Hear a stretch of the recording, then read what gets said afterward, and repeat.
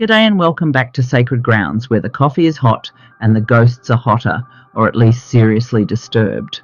I'm Roxee Love, and today we're diving into a haunted house story so wild it even scared Nicolas Cage.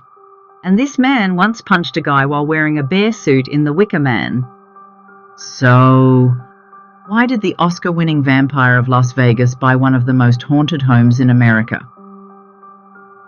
Grab your coffee, your sage, and maybe a teddy bear. Let's get into it.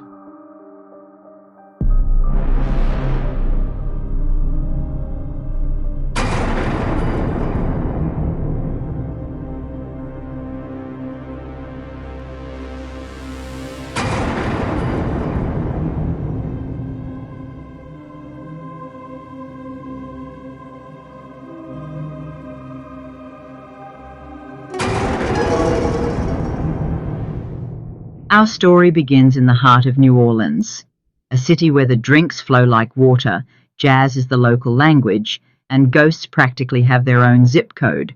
Enter the LaLaurie Mansion, located at 1140 Royal Street.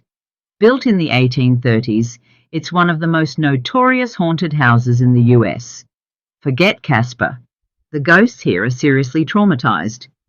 This house was once the home of Madame Delphine LaLaurie, a wealthy socialite with a disturbing secret life. On the outside, she was all fancy parties and French perfume.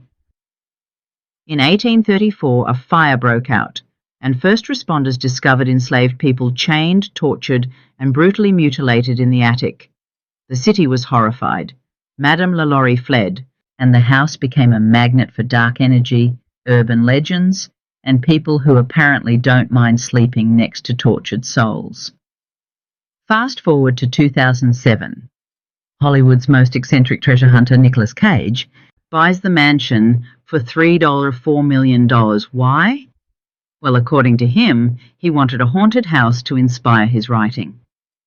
Because, buying a quiet Airbnb in the woods just wouldn't do. Nope. Nick goes full American Horror Story, Bourbon Street edition. He never lived there. In fact, he said he never even spent a night there.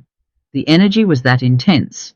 Cage described it as seriously haunted, and eventually's plot twist, the house was foreclosed in 2009.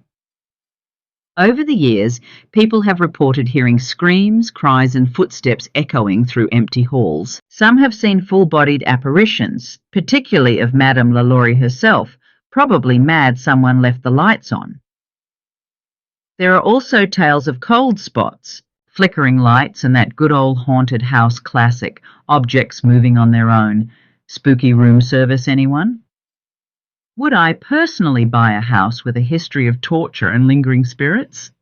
Only if it came with free Wi-Fi and a demon clause in the mortgage. But honestly, haunted or not, this mansion is a tragic reminder of real human suffering. The stories inside its walls deserve respect, and maybe a lot of smudging. Add this part.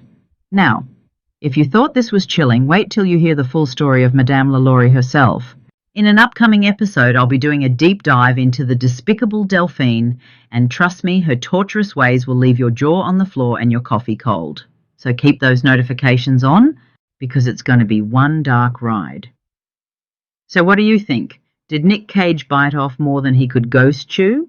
Would you sleep in the LaLaurie Mansion? Let me know in the comments.